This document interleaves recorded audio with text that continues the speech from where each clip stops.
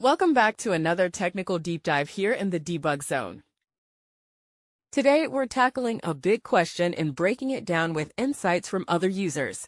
Hopefully, this clears up some misconceptions and helps you get the answer you need. So buckle up, stay a little curious, and let's jump right in.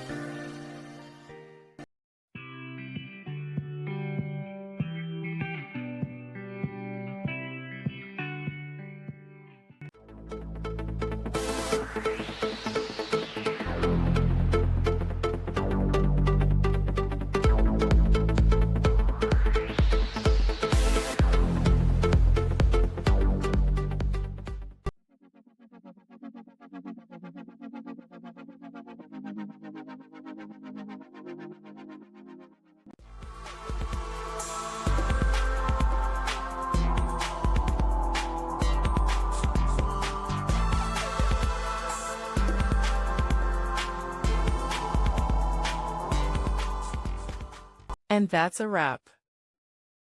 I hope you found the answer you were looking for. If you did, take a second to hit that subscribe button. It really helps out. And let me know in the comments which solution worked best for you.